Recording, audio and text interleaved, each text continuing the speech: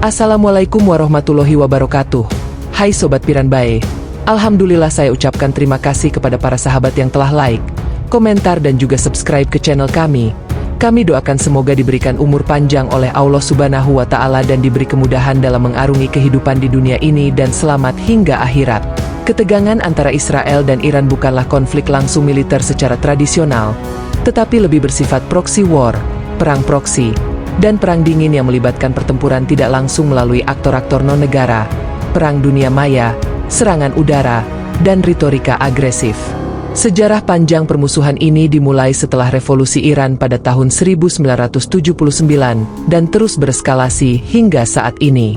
Berikut adalah garis besar awal mula ketegangan antara Israel dan Iran serta perkembangannya hingga kini. 1. Revolusi Iran dan pembentukan Republik Islam 1979.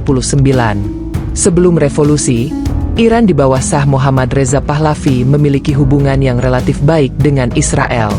Namun, setelah Ayatollah Ruhollah Khomeini memimpin revolusi dan membentuk Republik Islam, hubungan Iran dengan Israel langsung memburuk. Iran menganggap Israel sebagai musuh utama, menyebutnya sebagai rezim Zionis yang menindas Palestina. Iran juga memutus semua hubungan diplomatik dengan Israel. 2. Dukungan Iran untuk kelompok-kelompok militan anti-Israel.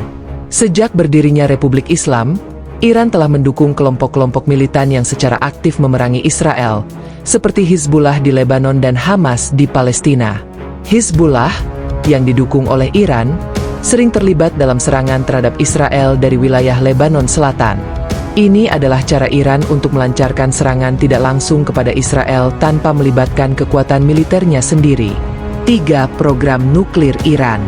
Salah satu faktor utama yang memperburuk hubungan adalah program nuklir Iran yang dicurigai oleh Israel sebagai upaya untuk mengembangkan senjata nuklir.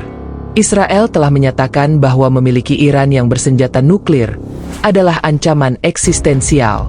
Hal ini menyebabkan Israel melakukan berbagai upaya untuk menghentikan pengembangan program tersebut, termasuk dengan sabotase, serangan siber, dan bahkan pembunuhan ilmuwan nuklir Iran. 4.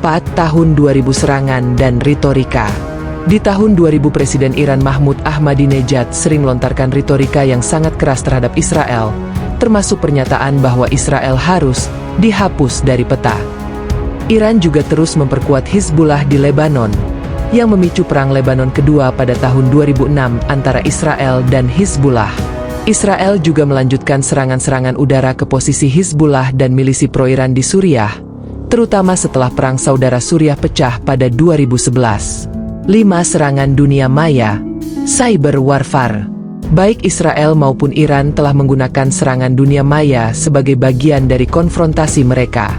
Israel diduga terlibat dalam serangan Stuxnet pada 2010, yang merusak fasilitas pengayaan uranium Iran. Iran pun melakukan serangan balasan, termasuk serangan terhadap infrastruktur air dan energi Israel. 6. Perang proksi di Suriah dan Irak. Suriah menjadi arena utama di mana ketegangan ini meningkat setelah pecahnya Perang Saudara Suriah pada 2011. Iran mendukung rezim Bashar al-Assad, sementara Israel mengkhawatirkan kehadiran milisi-milisi pro-Iran di dekat perbatasannya. Israel telah melancarkan ratusan serangan udara ke Suriah, menargetkan fasilitas militer Iran dan Hizbullah untuk mencegah Iran memperkuat pengaruhnya di sana. 7. Kesepakatan nuklir Iran 2015. Pada tahun 2015, Iran mencapai kesepakatan dengan negara-negara besar, termasuk Amerika, yang dikenal sebagai Joint Comprehensive Plan of Action JCPOA, di mana Iran setuju untuk membatasi program nuklirnya dengan imbalan pencabutan sanksi ekonomi. Israel dengan tegas menolak kesepakatan ini, menyebutnya sebagai ancaman bagi keamanan nasionalnya. Ketegangan kembali meningkat ketika Amerika Serikat di bawah Presiden Donald Trump menarik diri dari kesepakatan ini pada 2018. 8. Serangan balasan dan pembunuhan Qasem Soleimani. Pada Januari 2020, Jenderal Qasem Soleimani, kepala pasukan Quds Iran, dibunuh dalam serangan udara Amerika di Irak, yang dianggap sebagai pukulan besar bagi jaringan proksi Iran di wilayah tersebut. Iran menyalahkan Israel atas keterlibatannya dalam mendukung serangan ini. Setelah itu, serangan dan pertempuran proksi di wilayah Timur Tengah semakin memanas. 9. Perkembangan terkini 2020-2023. Di tahun-tahun terakhir, ketegangan Israel-Iran semakin intens, terutama melalui serangan udara Israel terhadap milisi pro-Iran di Suriah, serangan-serangan balasan dari Hizbullah, serta upaya sabotase program nuklir Iran. Israel juga melanjutkan kebijakannya untuk mencegah Iran memperkuat pengaruhnya di kawasan Timur Tengah. Di sisi lain, Iran terus memperkuat posisinya dengan mendukung milisi di Irak, Suriah, Lebanon, dan Yaman, serta meningkatkan aktivitas serangan siber ke infrastruktur Israel. Pada 2021 dan 2022, serangan drone dan rudal oleh milisi pro-Iran di kawasan tersebut juga meningkat. 10. Ketegangan dengan Hamas dan dampak global. Iran terus memberikan dukungan kepada Hamas, yang sering terlibat dalam konflik dengan Israel di jalur Gaza. Eskalasi ketegangan antara Israel dan kelompok-kelompok pro-Iran ini juga memiliki dampak global, mengancam stabilitas di Timur Tengah dan mempengaruhi hubungan internasional, terutama dengan negara-negara yang memiliki kepentingan di kawasan. Pada Oktober 2024, konflik antara Israel dan Iran kembali memanas dengan serangan besar dari kedua belah pihak. Pada 1 Oktober, Iran meluncurkan 200 rudal balistik ke Israel sebagai tanggapan atas serangan Israel yang menewaskan pemimpin Hezbollah, Hasan Nasrallah, serta tokoh-tokoh lainnya dalam serangan udara di Lebanon dan Suriah. Iran mengklaim bahwa serangan ini adalah respon tegas terhadap agresi Israel. Dalam pertahanan, Israel berhasil mencegat sebagian besar rudal tersebut dengan bantuan sistem pertahanan udara yang didukung oleh kapal perang Amerika Serikat.